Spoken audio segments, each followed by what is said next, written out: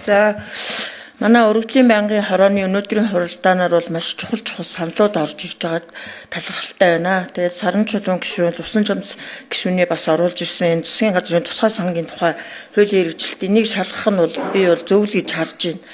Тэгэд саран чулуун гишүүний энэ тавьж байгаа саналын хамгийн нэгдүгээр чухал санагдж байгаа миний хувьд бол одоо энэ хүнсний тухай, хүнсний бүтээгдэхүүний аюулгүй байдлыг хангах. Энэ дээр бол одоо энэ хүүхдийн үдий хоолны яг тэр хүүхдийн ам руу орж байгаа процесс энийг хэн ч ярьдаггүй. Зүгээр л хүүхдийн хоолтой боллоо, хүүхдийн хоолыг тэгж нийлүүлж гин одоо чанарыг сайжруулж л гэж ярихаас яг ямар бүтээгдэхүүн яаж ороод хэрхэн тэр үйл ажиллагаа процесс сургууль дээр, хөрсөн дээр, нэгж дээр явж байгааг хэн ч ярьдаггүй.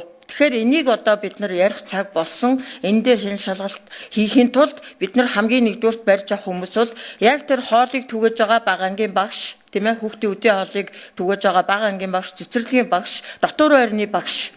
За энэ хүмүүстэй бид нар бас нүүр тулсан ярилцлага хийж тэр хүмүүсийн бас ямар процесс үйл ажиллагаа яваад юу нь болоод юу нь болохгүй байгааг боддоор яг сонсох шаардлага бол байгаа. Тэгэхээр саран чулуун гишүүний энэ гаргаж байгаа саналыг бол би маш их дэмжиж байгаа. Тэгэд энэ багш нарыг цуглуулж энд одоо яг нөгөө нүүр тулсан халц уулзалт ярилцлага хийж тэр хүмүүсийн одоо үгийг сонсох хэрэгцээ шаардлага байгаа шүү гэдгийг бас нэмэлтээр санал болгож оруулах гэсэн юм аа. За баярлалаа.